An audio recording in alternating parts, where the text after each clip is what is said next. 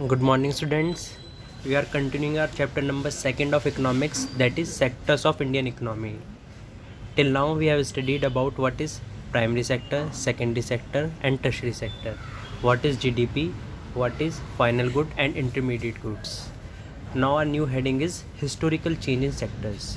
तो देखिए मैं आपको इसके एक ओवरव्यू दे देता हूँ कि किस तरह सेक्टर्स के अंदर चेंज आए, प्राइमरी सेक्टर के अंदर, सेकेंडरी सेक्टर के अंदर और टर्शरी सेक्टर के अंदर। देखिए प्राइमरी सेक्टर के अंदर आते हैं एग्रीकल्चर्स वगैरह, ठीक है ना, जैसे मैंने आपको पहले भी बताया था। सेकेंडरी सेक्टर होता है मैन्युफैक्चरिंग सेक्टर, जिसके अंदर इंडस्ट्रीज़ वगैरह आती हैं। और थर्ड होता है आपका टर्शरी सेक्टर, जिसके अंदर सर्विसेज आती हैं। जैसे सर्विसेज बहुत सारी हैं, जैसे बैंकिंग है, ट्रांसपोर्टेशन है, इंफॉर्मेशन टेक्नोलॉजी है, ये भी क्या है, न्यूज़ सर्विस है। जैसे आपके थिएटर्स हैं, प्राइवेट स्कूल्स हैं, हॉस्पिटल्स हैं, ये कैसे भी स्कूल्स हैं, ठीक है, सब आपके टर्शरी सेक्टर के अंदर आते हैं क्योंकि सर्विस प्रोवाइड करते हैं। तो देखिए सारी कंट्रीज़ के अंदर एक शिफ्ट आया है। सबसे ज़्यादा पहले हर किसी की जो पॉपुलेशन थी वो प्राइमरी सेक्टर के अंदर इंगेज थी, क्योंकि पहले टेक्नोलॉजी नहीं थी। टेक्नोलॉजी की वजह से इंडस्ट्रीज़ भी नहीं थी, और इंडस्ट्रीज़ नहीं थी और ना ही इतनी ज़्यादा टेक्नोलॉजी थी कि इंफॉर्मेशन टेक्नोलॉजी या बहुत ज़्यादा एजुकेशन सिस्टम, थिएटर्स, टूरिज़्म, इन सब की फैसिलिटीज़ अवेलेबल नहीं थी। तो ज़्यादातर जो कंपनियाँ थीं उनके जो लोग इंगेज थे, सबसे ज़्यादा कहाँ पे एम्प्लॉयमेंट थी, प्राइमरी सेक्टर के अंदर। फिर उसके बाद थोड़ा सा शिफ्ट आया, लोग किसके अंदर चले गए, सेकेंडरी सेक्टर के अंदर, और अब ज़्यादा से ज़्यादा लोग किसके अंदर चले गए, टर्शरी सेक्टर के अंदर। देखो ये इस वजह से शिफ्ट आया है, एक तो टेक्नोलॉजी की वजह से, दूसरी बात इनकम की वजह से। प्राइमरी सेक्टर के अंदर लोगों की इनकम बहुत कम होती है एग्रीकल्चर के अंदर। सेकेंडरी सेक्टर के अंदर जो इनकम होती है थोड़ी सी इम्प्रूव होती है, बढ़ती है लोगों की। और सबसे ज़्यादा जो इनकम होती है लोगों की वो टर्शरी सेक्टर यानी कि सर्विस सेक्टर के अंदर होती है, ठीक है ना। इसके अंदर भी देखो डिस्पैरिटीज़ होती है सर्विस सेक्टर के अंदर, के कुछ लोगों की इनकम तो बहुत ज़्यादा होती है और कुछ की बहुत कम होती है। ये हम आगे फर्दर पढ़ेंगे, बस आपको याद रखना है। देखो अगर कोई अंडर डेवलप कंट्री है, अंडर डेवलप यानी कि बहुत गरीब कंट्री है, तो वहाँ पे ज़्यादातर लोग जो हैं उसके प्राइमरी सेक्टर के अंदर इंगेज होंगे। और अगर कोई डेवलपिंग कंट्री है जैसे इंडिया, तो वहाँ पे ज़्यादातर लोग सेकेंडरी सेक्टर के अंदर इंगेज होंगे। और अगर कोई डेवलप कंट्री है तो वहाँ की ज़्यादातर पॉपुलेशन किसके अंदर इंगेज होगी, टर्शरी सेक्टर, क्योंकि जितने ज़्यादा लोग, क्योंकि टर्शरी सेक्टर के अंदर इनकम बहुत ज़्यादा अच्छी होती है। सबसे कम इनकम प्राइमरी सेक्टर में, उससे ज़्यादा सेकेंडरी में, और सबसे ज़्यादा टर्शरी सेक्टर के अंदर। तो देखो हिस्टोरिकल चेंज क्या होगा, पहले सब सारे पूरी दुनिया के अंदर सबसे ज़्यादा लोग किसके अंदर इंगेज होंगे, प्राइमरी सेक्टर के अंदर, फिर वो किसके अंदर गए होंगे, सेकेंडरी सेक्टर के अंदर, और फिर किसके अंदर गए होंगे, टर्शरी सेक्टर के अंदर। और रीज़न इसके दो ही हैं। पहला रीज़न क्या है, टेक्नोलॉजी के एडवांसमेंट होना, ठीक है ना, और दूसरी बात आपका इनकम, जो हैंडसम अमाउंट ऑफ सैलरी मिलती है वो टर्शरी और सेकेंडरी सेक्टर के अंदर ज़्यादा अच्छी मिलती है। अब हम इसे पढ़ते हैं। Generally it has been noted from the history of many now developed countries that at initial stage of the development primary sector was the most important sector of economic activity। तो देखिए इसमें बताया गया है कि जितनी भी कंट्रीज़ हैं उनकी इनिशियल स्टेज पे, इनिशियल यानी कि स्टार्टिंग स्टेज पे जब वो डेवलप करती हैं तो प्राइमरी सेक्टर उनका मोस्ट इम्पॉर्टेंट सेक्टर होता है, क्योंकि जब तक ना टेक्नोलॉजी इन्हांस हुई है, ठीक है ना, तो इस वजह से सबसे ज़्यादा इंपॉर्टेंट सेक्टर कौन सा होता है कंट्रीज़ का, शुरुआत में स्टार्टिंग में इनिशियल स्टेज के अंदर, primary sector. As the methods of farming changed and agriculture sector began to prosper, it produced much more food than before. Many people should now take up other activities. There were increasing number of craftspersons and traders. Buying and selling activities increased many times. Besides, there were also transporters, administrators, army, etc. However, at this stage, most of the goods produced were natural products from the primary sector, and most people were also employed in this sector. देखिए जैसे time change हुआ तो जो farming है उसके अंदर भी क्या आगे मॉडर्न फार्मिंग मेथड आने लगे, यानी कि जो फार्मर्स थे वो टेक्नोलॉजी का यूज़ करने लगे, HYV सीड्स का यूज़ करने लगे, अच्छी टूल्स का यूज़ करने लगे, ट्रैक्टर्स का यूज़ करने लगे, थ्रेशर्स का यूज़ करने लगे, जिसकी वजह से अब फार्मिंग के अंदर ज़्यादा लोगों की नीड नहीं थी, क्योंकि अब वहाँ पे अच्छी टेक्नोलॉजीज़ आ चुकी हैं। बहुत सारे लोगों का काम एक मशीन कर लेती है, तो अब जो है ना लोग बाग मूव करने लगे, कहाँ से, प्राइमरी सेक्टर से दूसरे सेक्टर्स के अंदर चले गए। कोई बाइंग का काम करने लगा, कोई सेलिंग का काम करने लगा, कोई ट्रांसपोर्टेशन के अंदर बिजी हो गया, कोई एडमिनिस्ट्रेशन के अंदर, कोई आर्मी के अंदर, ठीक है ना।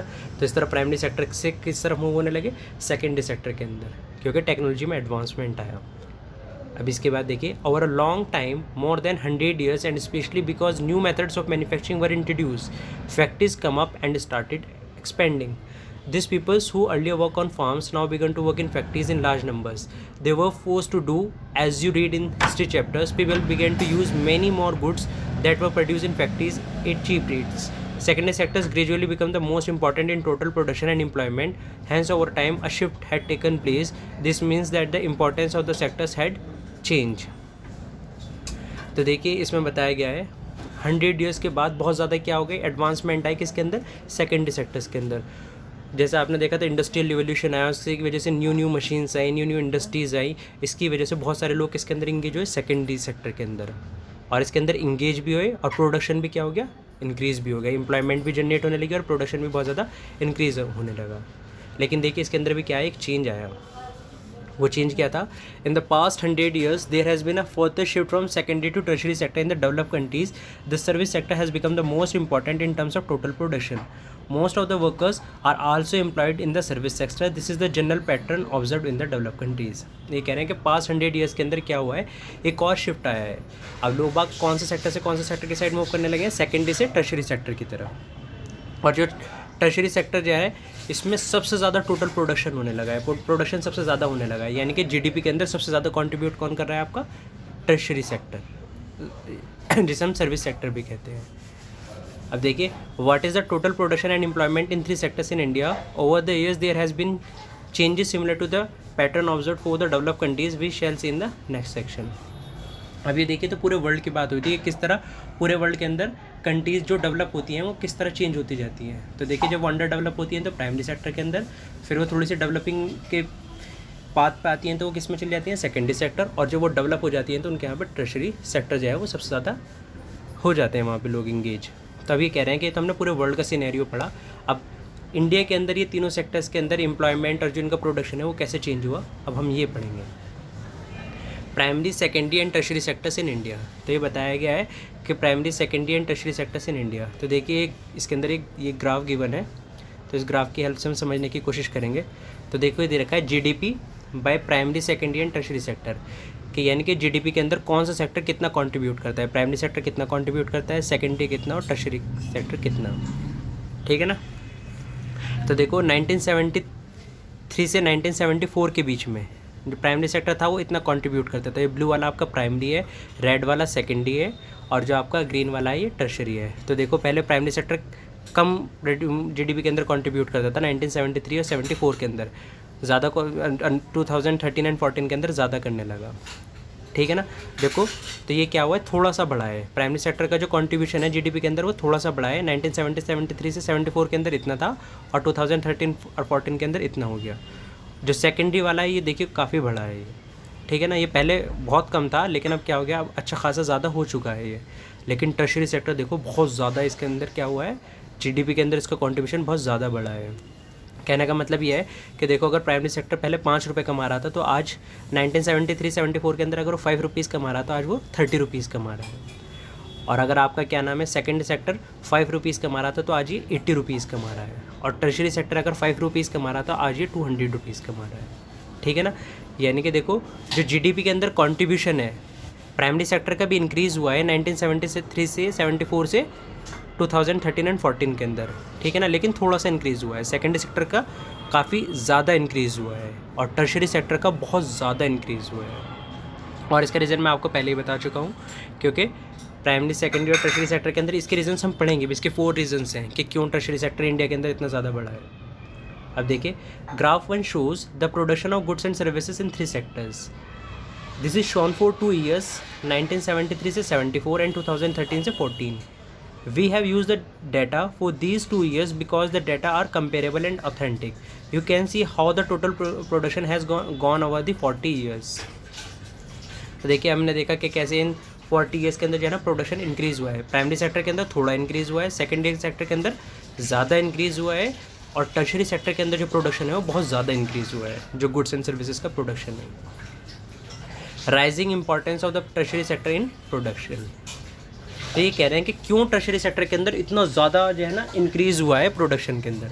तो देखिए अब हम पढ़ेंगे over the 40 years between 1973, 74 and 2013 and 14 while production in all the 3 sectors has increased, it has increased the most in the tertiary sector. As a result, in the year 2013-14, the tertiary sector has emerged as the largest producing sector in India, replacing the primary sector. तो ये कह रहे हैं कि last 40 years के अंदर तीनों sectors के अंदर इंक्रीज़ हुआ है, लेकिन जो सबसे ज़्यादा इंक्रीज़ आया है वो टर्शरी सेक्टर के अंदर आया है, और इसने रिप्लेस कर दिया है प्राइमरी सेक्टर को। देखो पहले सबसे ज़्यादा जो जीडीपी के अंदर कंट्रीब्यूट करता था वो प्राइमरी सेक्टर था। आप देख सकते हैं ब्लू वाला जो है ये सबसे ज़्यादा है 1973-74 के अंदर, उसके बाद टर्शरी था और उसके बाद सेकेंडरी था। लेकिन अब इसने देखो प्राइमरी सेक्टर को रिप्लेस कर दिया है। 2013-14 के अंदर सबसे ज़्यादा जीडीपी के अंदर कंट्रीब्यूट कौन करता है? टर्शरी सेक्टर, ठीक है ना। Why is the tertiary sector becoming so important in India? There could be several reason, और यही आपसे क्वेश्चन पूछा गया है और यही आपका सबसे इंपॉर्टेंट क्वेश्चन है कि क्यों टर्शरी सेक्टर जो है इतना इंपॉर्टेंट बनता जा रहा है इंडिया के अंदर, और क्यों इतना ज़्यादा इसके अंदर प्रोडक्शन इंक्रीज़ हो रहा है। तो इसके देखिए 4 रीज़न है, या आपको 4 के 4 रीज़न बहुत अच्छे से रिमेंबर रखने हैं। First, in any country several services such as hospitals, education institutions, post and telegraph services, police station, court, villages, administrative offices, municipal corporations, defense, transport, banks, insurance companies, etc. are required. These can be considered as basic services. In a developing country, the government has to take responsibility for the provision of these services. तो देखिए कुछ basic services होती हैं, जैसे हमने पढ़ा, जैसे hospital हो गया, एजुकेशंस हो गया, पुलिस स्टेशंस हो गए, कोर्ट हो गए, म्यूनिसिपल कॉर्पोरेशंस हो गई, ये सब क्या हैं? बेसिक सर्विसेज हैं। और डेवलपिंग कंट्री के अंदर ना ये बेसिक सर्विसेज प्रोवाइड करने की जो रिस्पॉन्सिबिलिटी होती है वो गवर्नमेंट के ऊपर होती है। तो जब गवर्नमेंट इन सब सर्विसेज को प्रोवाइड करेगी तो उसे बहुत सारा एक्सपेंडिचर करना पड़ेगा, तो इसी वजह से उसे सर्विस सेक्टर के अंदर बहुत सारे लोगों को इंगेज करना पड़ेगा और बहुत सारी इन्वेस्टमेंट करनी पड़ेगी। जैसे आप सुनते होंगे बजट के अंदर भी कि गवर्नमेंट बहुत ज़्यादा इन्वेस्ट करती है एजुकेशन के ऊपर, हॉस्पिटल्स के ऊपर, और सबसे ज़्यादा आपका डिफेंस के ऊपर, ठीक है ना। तो ये बहुत सारी ऐसी जगह हैं जहाँ पर गवर्नमेंट क्या करती है? इन्वेस्ट करती है, एक्सपेंडिचर करती है। तो पहला रीज़न ये है कि टर्शरी सेक्टर का इम्प्रूव होने का, क्योंकि ये बेसिक सर्विसेज हैं और इन बेसिक सर्विसेज को प्रोवाइड करने की रिस्पॉन्सिबिलिटी किसके पास है? गवर्नमेंट की। तो गवर्नमेंट ये सब चीज़ें सबको प्रोवाइड करती है, तो इसमें बहुत सारे पैसे खर्च होते हैं, तो और वो सारे पैसे किसके पास जाते हैं? आपके टर्शरी सेक्टर के। इसका second, the development of agriculture and industry leads to the development of services such as the transport, trade, storage and the like, as we have already seen. Greater the development of the primary and secondary sectors, more would be the development for such services. अब ये कह रहे हैं, देखो हमने अभी भी पढ़ा है कि प्राइमरी और सेकेंडरी सेक्टर क्या है? दोनों इंक्रीज़ हुए हैं ओवर द लास्ट 40 ईयर्स के अंदर, लेकिन सबसे ज़्यादा इंक्रीज़ कौन सा हुआ है? Tertiary sector. क्यों? देखो टर्शरी सेक्टर के लिए ना ये प्राइमरी और सेकेंडरी सेक्टर जो है ना व्हील की तरह वर्क करते हैं। जितना ज़्यादा प्राइमरी सेक्टर इंप्रूव होगा, जितना ज़्यादा सेकेंडरी सेक्टर इंक्रीज़ होगा, उतना ही ज़्यादा कौन सा इंक्रीज़ होगा? Tertiary sector. इन जितना ज़्यादा प्राइमरी और सेकेंडरी दोनों मिलके होंगे उससे ज़्यादा इंप्रूव कौन होगा? Tertiary sector. क्यों? क्योंकि देखो प्राइमरी सेक्टर को किस चीज़ की नीड पड़ेगी? ट्रांसपोर्ट की। सेकेंडरी सेक्टर को भी ट्रांसपोर्ट की नीड पड़ेगी, और वो कौन प्रोवाइड कराएगा? Tertiary sector. ऐसे ट्रेड के लिए, स्टोरेज के लिए, इन सब चीज़ों के लिए किसकी ज़रूरत पड़ेगी? टर्शरी सेक्टर की। और वो सारी चीज़ें जितनी भी सर्विसेज है कौन प्रोवाइड कराएगा? Tertiary sector. तो जैसे जैसे प्राइमरी और सेकेंडरी सेक्टर इंक्रीज़ होगा वैसे वैसे टर्शरी सेक्टर भी आपका इंक्रीज़ होगा। Third, as income level rises, certain sections of the people start demanding many more services like eating out, tourism, shopping, private hospitals, private schools, professional training, etc. You can see these change quite sharply in cities, especially in big cities. अब जैसे देखिए income level increase होते जा रहे हैं तो लोगों की डिमांड भी इंक्रीज़ होती जा रही है, जिसकी वजह से सर टर्शरी सेक्टर इंक्रीज़ हो रहा है। जैसे देखो पहले लोगों की इनकम इतनी नहीं होती थी कि वो डोमिनोज़ में जाएं, KFC के अंदर जाएं, मल्टीप्लेक्स थिएटर्स के अंदर जाएं, टूरिज़्म के लिए जाएं, टूर पे जाएं, प्राइवेट हॉस्पिटल्स के अंदर अपना ट्रीटमेंट कराएं, प्राइवेट स्कूल्स के अंदर अपने बच्चों को भेजें। लेकिन अब लोगों के इनकम लेवल इंक्रीज़ हो गए हैं, तो ये आजकल लोग क्या करने लगे हैं? प्राइवेट हॉस्पिटल्स का यूज़ करते हैं, प्राइवेट स्कूल्स का यूज़ करते हैं, टूरिज़्म पे, शॉपिंग पे और थिएटर्स में, और इन सब चीज़ों पे बहुत ज़्यादा एक्सपेंडिचर करते हैं। और ये सारी सर्विसेज हैं, ये सब चीज़ें किसके अंदर आती हैं? टर्शरी सेक्टर के अंदर। इस वजह से भी टर्शरी सेक्टर क्या हो रहा है? बहुत ज़्यादा तेज़ी के साथ इंक्रीज़ हो रहा है। अब आप जानते हैं, देखिए कि जितने भी आपके KFC हो गए, डोमिनोज़ हो गए, यहाँ पे सब चीज़ें कितनी ज़्यादा एक्सपेंसिव हैं। प्राइवेट हॉस्पिटल्स हों, प्राइवेट आपके स्कूल्स हों, ये सब बहुत एक्सपेंसिव हैं। तो ये सब किसके अंदर आते हैं? टर्शरी सेक्टर के अंदर। तो इस वजह से भी क्या हो रहा है? आपका टर्शरी सेक्टर इम्प्रूव हो रहा है, ठीक है ना। Fourth, over the past decades और so certain new services such as those based on information and communication technology have become important and essential. The production of these services has been rising rapidly. In chapter 4 we shall see example of these new services and the reason for their expansion. अब ये कह रहे हैं कि देखिए पिछले 20-25 सालों के अंदर जो है ना एक और सेक्टर इंक्रीज़ हो गया है, इंफॉर्मेशन एंड कम्युनिकेशन टेक्नोलॉजी, जो भी किसके अंदर आता है? आपका टर्शरी सेक्टर के अंदर आता है। और देखो इंफॉर्मेशन एंड कम्युनिकेशन टेक्नोलॉजी में बहुत ज़्यादा एडवांसमेंट आई है। जैसे आप देखते हैं जियो का प्रोडक्शन कितना इंक्रीज़ होता जा रहा है, आजकल लोग बाग नेट का इतना ज़्यादा यूज़ करने लगे हैं।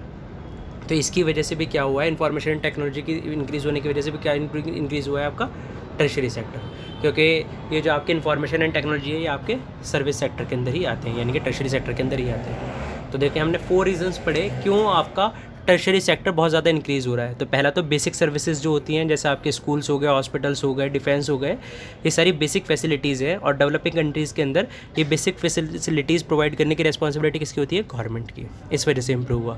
Second, primary and secondary sector दोनों के दोनों इंप्रूव हुए और उन्हें किस चीज़ की नीड है, ट्रांसपोर्ट की, ट्रेडिंग की, बैंकिंग की, कम्युनिकेशन की, वो सब कौन प्रोवाइड कराता है, सर्विस सेक्टर। तो primary and secondary sector increase हुए तो टर्शरी सेक्टर भी अल्टीमेटली इंक्रीज़ हो गया। थर्ड रीज़न था कि इनकम लेवल जो है वो इंक्रीज़ हो गए, जिसकी वजह से लोग बागों की डिमांड इंक्रीज़ हुई और वो tourism, private hospitals, private schools, इन सब चीज़ों पे बहुत ज़्यादा एक्सपेंडिचर करने लगे। इस वजह से भी आपका कौन सा सेक्टर इंक्रीज़ हुआ, टर्शरी सेक्टर। और इसका फोर्थ रीज़न था कि इंफॉर्मेशन एंड टेक्नोलॉजी के अंदर रिवॉल्यूशन आने से, चेंज आने से क्या हुआ है, बहुत ज़्यादा इंक्रीज़ हुआ है टर्शरी सेक्टर के अंदर। तब आप बता सकते हैं कि कौन कौन से रीज़न है किसकी वजह से टर्शरी सेक्टर जो है बहुत ज़्यादा इंक्रीज़ हुआ है, इसका प्रोडक्शन जो है। अभी देखिए, however you must be remember that not all of the service sector is growing equally well. Service sector in India employs many different kinds of peoples. At one end, there are a limited number of services that employ higher skilled and educated workers. At the other end, there are a very large number of workers engaged in services such as small shopkeepers, repair person, transport person, etc. These people barely manage to earn a living, and yet they perform these services because no alternative opportunities for work are available to them. Hence, only a part of this sector is growing in importance. You shall read more about this in the next section. तो देखिए, जैसे मैं आपको बता रहा था ना, tertiary sector बहुत तेज़ी के साथ इंक्रीज़ हो रहा है, लेकिन इसके अंदर डिस्पैरिटीज़ हैं। डिस्पैरिटीज़ का मतलब है इनइक्वालिटीज़ हैं इसके अंदर। देखिए, एक बार्बर जो है, एक कॉबलर जो है, वो भी सर्विस प्रोवाइड कर रहा है, वो भी आपका टर्शरी सेक्टर के अंदर आता है। जो डोमिनोज़ वाला है, एक मल्टीप्लेक्स सिनेमा वाले हैं, या जो प्राइवेट हॉस्पिटल्स हैं, जो प्राइवेट स्कूल्स हैं, ये भी किसके अंदर आते हैं, सर्विस सेक्टर के अंदर। तो देखिए, जो आपके वेंडर वगैरह हैं, कॉबलर वगैरह हैं, इनकी इसमें ना तो क्या नाम है, इनकी जो इनकम है वो इतनी तेज़ी के साथ इंक्रीज़ नहीं हो रही। तो इसके अंदर भी, टर्शरी सेक्टर के अंदर भी, यानी कि क्या है, डिस्पैरिटीज़ हैं, इनइक्वालिटीज़ हैं, कि कुछ लोग तो बेचारे जहाँ पे हैं वहीं पे हैं उनकी इनकम, लेकिन बहुत सारे लोगों की इनकम क्या हो रही है, बहुत तेज़ी के साथ इंक्रीज़ हो रहा है। तो पूरा टर्शरी सेक्टर इंक्रीज़ नहीं हो रहा, बल्कि टर्शरी सेक्टर के अंदर जो एक पोर्शन है, जो स्किल्ड पर्सन है, जो एजुकेटेड पर्सन है, वो बहुत तेज़ी के साथ इंक्रीज़ कर रहे हैं। ठीक है ना। अब आपको पता चल गया होगा क्या कैसे डिस्पैरिटीज़ है सर्विस सेक्टर के अंदर भी। सर्विस सेक्टर के अंदर भी बहुत सारे लोग जो हैं, जो ज़्यादा जो पॉपुलेशन है वो किसके अंदर है, अनस्किल्ड लोग हैं, जैसे कॉबलर वगैरह हो गए, वेंडर हो गए, ठीक है ना। तो ये सब लोग जो है इंक्रीज़ नहीं कर रहे हैं, बल्कि जो थोड़े से लोग हैं जो प्राइवेट हॉस्पिटल्स, प्राइवेट स्कूल्स और जो आपके डिफेंस के अंदर और टूरिज़्म के अंदर इन्वॉल्व हैं, वो बहुत तेज़ी के साथ इंक्रीज़ कर रहे हैं। तो इसके अंदर क्या है, डिस्पैरिटी है, इनइक्वालिटी है। सर्विस सेक्टर का भी सिर्फ एक पोर्शन बहुत तेज़ी के साथ इंक्रीज़ कर रहा है, एक आज भी बहुत नीचे है। अब ये देखिए, where are most of the peoples employed. अब ये पूछ रहा है कि कहाँ पे सबसे ज़्यादा पीपल्स एम्प्लॉयड है, प्राइमरी सेक्टर में, सेकेंडरी सेक्टर में और टर्शरी सेक्टर के अंदर। Graph to represent percentage share of the three sectors in GDP. Now you can directly see the changing importance of the sectors over the 40 years. A remarkable fact about India is that while there has been a change in the share of three sectors in GDP, a similar shift has not taken place in the employment. Graph 3 shows that the share of employment in the three sectors in 1977 and 1978 and 2017-18. The primary sector continues to be the largest employer even now. Why did not a similar shift out of primary sector happen in case of employment? It is because not enough jobs were created in the secondary and tertiary sectors. Even though the industrial output or the production of goods went up by more than 9 times during the period, employment in the industry sectors went up around by 3 times. The same applies to the tertiary sector as well. While production in the service sector rose by 14 times, the employment in the service sector rose around 5 times.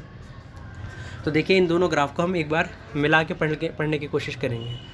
तो देखिए, इसके अंदर given है 71%। पहले ये देख लीजिए graph क्या बता रहे हैं। ग्राफ बता रहे हैं आपके, ये वाला ग्राफ बता रहे हैं share in share of sectors in employment, कि कितने लोग कौन से सेक्टर्स के अंदर एम्प्लॉयड है। यानी कि देखो इसमें 71% इंगेज है 1973 से 74 के बीच में, और फिर ये एम्प्लॉयमेंट रेट क्या हुआ है, कम हुआ है, 44% हो गया। ठीक है ना। फिर देखिए इसमें 11 थे, ये कितने हो गए इसके अंदर 25। फिर इसके अंदर आपके कितने थे टर्शरी सेक्टर के अंदर 18%, और ये कितने हो गए 31। देखिए हमने हिस्टोरिकल चेंजेस के अंदर भी पढ़ा था कि लोग बाग प्राइमरी सेक्टर से क्या होते जा रहे हैं, कम होते जा रहे हैं, और टर्शरी और सेकेंडरी सेक्टर के अंदर इंक्रीज़ होते जा रहे हैं। तो देखो सेकेंडरी सेक्टर के अंदर इंक्रीज़ हुए हैं 11 से 25, ठीक है ना, और टर्शरी सेक्टर के अंदर भी 18 से 31, और प्राइमरी सेक्टर के अंदर क्या हुए हैं, डिक्रीज़ हुए हैं 71 से 44। तो देखो ये एम्प्लॉयमेंट किस वजह से घटी थी, इसकी भी हम रीज़न देखते हैं। मैंने आपको बताया भी था, एक तो टेक्नोलॉजी एडवांसमेंट होने की वजह से और एक हैंडसम अमाउंट ऑफ सैलरी होने की वजह से। लेकिन देखिए इसके अंदर देखो, अब इसके अंदर इस चीज़ को नोटिस करना आप, ये देखो ये क्या है आपका share of GDP in percent, कि किस सेक्टर का कितना शेयर है जीडीपी के अंदर, वही 1973 से 74 के बीच में, 2013 से 14 के बीच में। अब देखो हम इन दोनों ग्राफ को मिला के पढ़ाने की कोशिश करूँगा मैं, आपको समझने की कोशिश कीजिए। देखो 1973 से 74 के बीच में प्राइमरी सेक्टर के अंदर 71% पॉपुलेशन इंगेज थी, और वो जीडीपी का कितना कमाती थी, नियर अबाउट 40%। तो 71% इंगेज थे और कितना कमा रहे हैं 40%, ठीक है ना। और उसके बाद देखिए ये कितने थे, फिर 2013-14 में कितने हो गए ये 44%, और कमा कितना रहे हैं सिर्फ 10%, कमा कितना रहे हैं 10%। और ये देखिए ये 11% इंगेज थे सेकेंडरी सेक्टर के अंदर, और कमाते कितना थे, ये कमाते थे नियर अबाउट 10%। 11% लोग इंगेज थे सेकेंडरी सेक्टर में और कमाते कितना थे 10% के राउंड। अब कितने हो गए 25%, और अब कमा कितना रहे हैं ये 30%। 25% इंगेज है और कमा कितना रहे हैं 30%। और इसके अंदर देखिए अप्रॉक्सीमेटली 18% इंगेज थे और कमाते कितना थे ये 50%। 80% लोग इंगेज थे और कितना कमाते थे 50%। और आज कितने हैं 31% लोग इंगेज हैं और कमाते कितना है 60%। तो देखो आपको इससे बिल्कुल साफ पता चल रहा होगा कि देखो टर्शरी सेक्टर के अंदर सबसे कम लोग एम्प्लॉयड हैं। सबसे कम तो नहीं, मतलब अगर आप देखो उसके अंदर जो है ना, टर्शरी सेक्टर में सेकेंडरी सेक्टर से तो ज़्यादा है, लेकिन आप एक परसेंटेज के हिसाब से देखो कि इसके अंदर कम लोग इंगेज हैं और इनकम उनकी ज़्यादा है, कि 31% इंगेज है और 60% कमा रहे हैं, ठीक है ना। सेकेंडरी के अंदर देखो 25% इंगेज है और सिर्फ कितना कमा रहे हैं 20% के अराउंड कमा रहे हैं, और इसमें 44% इंगेज हैं और कमा कितना रहे हैं 10%। अब मुझे लगता है आपको समझ में आ गई होगी कि प्राइमरी सेक्टर के अंदर लोग तो ज़्यादा इंगेज होंगे, लेकिन उनकी इनकम क्या होती है, कम होती है। सेकेंडरी सेक्टर के अंदर जितने लोग इंगेज होते हैं उसके अराउंड ही उनका जीडीपी के अंदर कंट्रीब्यूशन रहता है, यानी कि उतनी उनकी इनकम रहती है। जबकि टर्शरी सेक्टर के अंदर कम लोग एम्प्लॉयमेंट रहते हैं और उनकी इनकम जो है बहुत ज़्यादा हाई होती है। तो देखो इसके अंदर शिफ्ट आया है, इस शिफ्ट क्या आया है, ये वाला देखो आप, जो इंडस्ट्रियल प्रोडक्शन है, इंडस्ट्रियल प्रोडक्शन यानी कि सेकेंडरी सेक्टर का जो प्रोडक्शन है वो 9 टाइम्स इंक्रीज़ हुआ है। लास्ट 40 ईयर्स के अंदर कितना इंक्रीज़ हुआ है, प्रोडक्शन 9 टाइम्स इंक्रीज़ हुआ है। यानी कि अगर पहले 10 रुपये का वो प्रोडक्शन करते थे, आज 90 रुपीज़ का प्रोडक्शन कर रहे हैं। जबकि एम्प्लॉयमेंट वहाँ पे कितनी इंक्रीज़ हुई है 3 टाइम्स, यानी कि अगर वहाँ पहले 5 लोग काम करते थे, आज कितने कर रहे हैं 15 लोग, ठीक है ना। एम्प्लॉयमेंट 3 टाइम्स इंक्रीज़ हुई है वहाँ पर, लेकिन जो प्रोडक्शन है वो 9 टाइम्स इंक्रीज़ हुआ है। ऐसे ही आप सर्विस सेक्टर के अंदर देखें तो एम्प्लॉयमेंट वहाँ पे 5 टाइम्स इंक्रीज़ हुई है और जो प्रोडक्शन है वो 14 टाइम्स इंक्रीज़ हुआ है, ठीक है। अब देखिए as a result more than half of the workers in the country are working in the primary sector, mainly in agriculture, producing only about 1/6 of the GDP. In contrast to this the secondary and tertiary sector produce the rest of the produce, whereas they employ less, about half of the people. Does this mean that the workers in agriculture are not producing as much as they could? तो देखिए इसने भी यही बात बताई है कि हमारी कंट्री की 50% पॉपुलेशन किसके अंदर इंगेज है, एग्रीकल्चर के अंदर, और कमा कितना रही है सिर्फ 15% के अराउंड, और बाकी की जो रेस्ट ऑफ द 50% पॉपुलेशन है वो टर्शरी और सेकेंडरी सेक्टर के अंदर इंगेज है, और वो कमा कितना रही है दोनों मिला के 85% के अराउंड। तो इसमें इसका ये कह रहे हैं कि इसका मतलब ये है कि जो एग्रीकल्चर के अंदर लोग हैं वो काम नहीं करते हैं, ये क्यों उनका प्रोडक्शन इतना कम है, जीडीपी के अंदर कंट्रीब्यूशन उनका इतना कम क्यों है। तो देखो इसका रीज़न बताया हुआ है, what it means is that there are more people in agriculture than is necessary, so even if you move a few people out production will not be affected. In other words worker in agriculture sector are underemployed. तो देखो इस बात का मतलब ये है कि agriculture sector के अंदर इतने लोग इंगेज हैं जितनों की ज़रूरत नहीं है। यानी कि अगर 5 आदमियों की ज़रूरत है तो वहाँ पे 15 आदमी इंगेज हैं, ठीक है नहीं। इसी वजह से हम कह सकते हैं वहाँ पे जो एग्रीकल्चर सेक्टर के अंदर लोग हैं वो क्या हैं, अंडर एम्प्लॉयड, ठीक है ना, अंडर एम्प्लॉयड, यानी कि वो अंडर एम्प्लॉयमेंट है, ठीक है ना। इसे हम कहते हैं डिस्गाइज एम्प्लॉयमेंट। डिस्गाइज एम्प्लॉयमेंट का मतलब होता है छिपा हुआ बेरोज़गार, यानी कि आदमी आपको ऐसा लगेगा जैसे एम्प्लॉयड है लेकिन है वो क्या, अनएम्प्लॉयड। ऐसा कैसे होता है, ऐसे होता है, देखिए जैसे किसी के पास इतना बड़ा प्लॉट ऑफ लैंड है और उसमें 5 वर्कर्स काम कर रहे हैं, 5 वर्कर्स काम कर रहे हैं, तो उनकी अर्निंग जो है वो 100 रुपीज़ है, ठीक है ना। लेकिन अब इसमें से क्या हुआ, 5 वर्कर्स में से 3 वर्कर्स चले गए, बचे कितने, 2 वर्कर्स। अब 2 वर्कर्स इसमें वर्क कर रहे हैं तो भी अर्निंग कितनी है, 100, ठीक है ना। तो होता है क्या है एग्रीकल्चर सेक्टर के अंदर, घर के 5 आदमी हैं तो पाँचों के पाँचों किसके अंदर काम कर रहे हैं, अपने प्लॉट ऑफ लैंड पे काम कर रहे हैं। अगर आप उनसे पूछोगे तो क्या कर रहे हैं कि पाँचों के पाँचों खेती करते हैं, एग्रीकल्चर करते हैं, ठीक है ना। लेकिन अगर वहाँ पे सिर्फ आदमी की कितने की नीड है, 2 आदमियों की नीड है, वो इतना छोटा सा प्लॉट है उस पर 2 आदमी भी काम करेंगे तो भी हो जाएगा। तो इसका मतलब क्या है कि जो लोग हैं वो अपनी पोटेंशियल के अकॉर्डिंग वर्क नहीं कर रहे हैं, ठीक है ना। इसे कहते हैं हिडन अनएम्प्लॉयमेंट, यानी कि छिपा हुआ बेरोज़गार, जिसे हम क्या भी कहते हैं, डिस्गाइज अनएम्प्लॉयमेंट। कि लगता तो ऐसा है कि सारे के सारे एम्प्लॉयड हैं लेकिन वो क्या है, डिस्गाइज अनएम्प्लॉयमेंट है वहाँ पे, वो क्या है, अंडर एम्प्लॉयड। इसके अंदर देखो एग्जाम्पल भी दिया है। For instance take the case of a small farmer Lakshmi owing about 2 hectares of unaggregated land dependent only on rain and growing crops like jawar and arhar. All 5 members of her family work in the plot throughout the years. Why? They have nowhere else to go for work. You will see that everyone is working, none remains idle, but in actual fact, their labor effort gets divided. Each one is doing some work, but no one is fully employed. This is the situation of underemployment, where people are apparently working, but all of them are made to work less than their potential. This kind of underemployment is hidden in contrast to someone who does not have a job and is clearly visible as unemployed. Hence it is also called disguised employment. तो देखिए जो बात मैंने बताई इसके अंदर भी वही बताया गया है कि एक लक्ष्मी, एक छोटी सी फार्मर है वो, जिसके पास 2 हेक्टेयर्स ऑफ लैंड है जो कि अनइरीगेटेड है, ठीक है ना। वो जवार एंड अरहर की 2 क्रॉप्स ग्रो करते हैं उस पर, और उसके 5 मेम्बर्स हैं फैमिली के, और पूरे साल वो पाँचों के पाँचों उस पर काम करते हैं। अब देखने में तो ऐसा लगता है कि पाँचों के पाँचों एम्प्लॉयड हैं, लेकिन none of them are made to work less than their potential, कि सारे के सारे वो अपनी पोटेंशियल से कम काम कर रहे हैं। और इस तरह की अंडर एम्प्लॉयमेंट को हम क्या कहते हैं, हिडन एम्प्लॉयमेंट। और इसी हिडन अनएम्प्लॉयमेंट को कहा जाता है डिस्गाइज एम्प्लॉयमेंट, जहाँ पे हमें लगे तो लोग बहुत सारे इंगेज हैं लेकिन वो इंगेज ना हो, एम्प्लॉयड ना हो।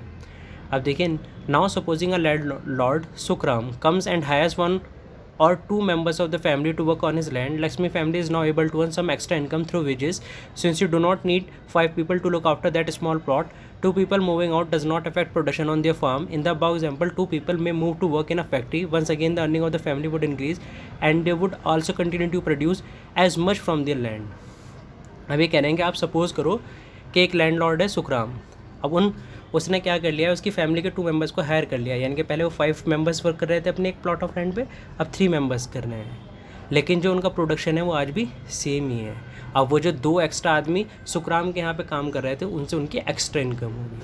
ऐसे वो कह रहे हैं कि अगर आप सपोज़ कर लो उन 5 मेंबर्स में से 2 मेंबर्स कहाँ चले गए, अब की बार फैक्ट्री में चले गए, तो फैक्ट्री से जो काम करके आएंगे उससे उनकी क्या होगी, एक्स्ट्रा इनकम, क्योंकि 3 ही आदमियों का वहाँ पे काम था।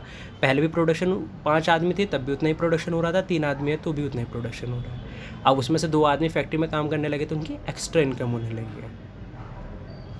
There are lakhs of farmers like Lakshmi in India. This means that even if we remove a lot of people from agriculture sectors and provide them with proper work elsewhere, agriculture production will not suffer. The income of the peoples who take up other work would increase the total family income. अब ये कहा जा रहा है कि लक्ष्मी के जैसे लाखों फार्मर्स हैं हिंदुस्तान के अंदर। इसका मतलब है अगर हम बहुत सारे लोगों को एग्रीकल्चर सेक्टर से हटा दें तो उनका जो प्रोडक्शन है उस पर कोई फ़र्क नहीं पड़ेगा, क्योंकि वहाँ पे ज़्यादातर लोग क्या हैं, अंडर एम्प्लॉयड हैं, डिस्गाइज एम्प्लॉयमेंट के अंदर है। और इससे जो उनकी फैमिली की इनकम है वो इंक्रीज़ होगी, और उनकी फैमिली की इनकम इंक्रीज़ होगी तो हमारे कंट्री की जीडीपी इंक्रीज़ होगी। एग्रीकल्चर के सेक्टर के अंदर बहुत सारे लोग क्या हैं, अंडर एम्प्लॉयड हैं। सबसे ज़्यादा जो अंडर एम्प्लॉयड होते हैं ना लोग, वो किसके अंदर होते हैं, एग्रीकल्चर सेक्टर के अंदर। सबसे ज़्यादा डिस्गाइज अनएम्प्लॉयमेंट आपको कहाँ पे देखने को मिलेगी, एग्रीकल्चर सेक्टर के अंदर। देखिए सेकेंडरी और टर्शरी सेक्टर के अंदर भी डिस्गाइज एम्प्लॉयमेंट और अंडर एम्प्लॉयमेंट होती है, लेकिन इतनी नहीं होती जितनी एग्रीकल्चर सेक्टर के अंदर होती है। These underemployment can also happen in other sectors. For example, there are thousands of casual workers in the service sector in urban areas who search for daily employment. They are employed as plumbers, painters, repair person, and other doing odd jobs. Many of them did not find work every day. Similarly, we see other people of the service sector on the street pushing a cart or selling something where they may spend the whole day but earn very little. They are doing this work because they do not have better opportunities. जैसे मैंने आपको बताया, ये भी उसी बात को कह रहे हैं कि अंडर एम्प्लॉयमेंट ऐसा नहीं कि सिर्फ प्राइमरी सेक्टर में, एग्रीकल्चर सेक्टर में, सेकेंडरी और टर्शियरी सेक्टर के अंदर भी आपकी अंडर एम्प्लॉयमेंट है. जैसे आप जो कैजुअल वर्कर्स हैं, जो डेली वेज वर्कर है ना, ठीक है ना, वो भी क्या होते हैं, अंडर एम्प्लॉयमेंट के अंदर रहते हैं. जैसे पेंटर है, प्लम्बर है, या कोई रिपेयर पर्सन है, या कोई वेंडर है जो ठेले लेके फिरते हैं, ठीक है ना. तो देखो ये सब क्या है, सर्विस सेक्टर के अंदर आते हैं. पेंटर भी सर्विस प्रोवाइड कर रहा है, प्लम्बर भी एक तरह की सर्विस प्रोवाइड कर रहा है, मैसन है वो भी एक सर्विस प्रोवाइड कर रहा है. लेकिन देखिए इन्हें डेली वर्क नहीं मिल पाता है, ठीक है ना. तो ये किससे सफ़र करते हैं, सीजनल अनएम्प्लॉयमेंट से सफ़र करते हैं. तो ये भी क्या है, अंडर एम्प्लॉयड हैं. क्योंकि उन्हें भी देखो अंडर एम्प्लॉयड का मतलब क्या है कि वो 30 डेज़ के बजाय सिर्फ 15 डेज़ काम कर पा रहे हैं, 20 डेज़ काम कर पा रहे हैं, और कभी 10 डेज़ काम कर पा रहे हैं. तो वो भी क्या है, अंडर एम्प्लॉयड, ठीक है ना. अब देखिए जैसे कोरोना वायरस आया, कोरोना वायरस की वजह से आपने देखा होगा कि न्यूज़ के अंदर आता रहा था कि 2 करोड़ लोग अनएम्प्लॉयड हो गए, ठीक है ना. तो देखिए ऐसी बात नहीं कि सिर्फ 2 करोड़ लोग अनएम्प्लॉयड हुए. बहुत ज़्यादा हमारी जो पॉपुलेशन है वो अनएम्प्लॉयमेंट से सफ़र करी है, लेकिन वो दिखती नहीं है. जैसे देखो जिन्हें जॉब से निकाल दिया गया वही तो हमें क्या लग रहे हैं कि अनएम्प्लॉयड हुए हैं. बहुत सारे लोग ऐसे हैं जिन्हें अपनी सैलरी का 30% मिल रहा है, किसी को 20% मिल रहा है, किसी को 40% मिल रहा है, किसी को 50% मिल रहा है. उनसे काम भी कम लिया जा रहा है कि एक महीने के बजाय उनसे 10 दिन काम ले लिया, 15 दिन काम ले लिया. तो देखो अपनी पोटेंशियल के अकॉर्डिंग वर्क नहीं कर रहे हैं.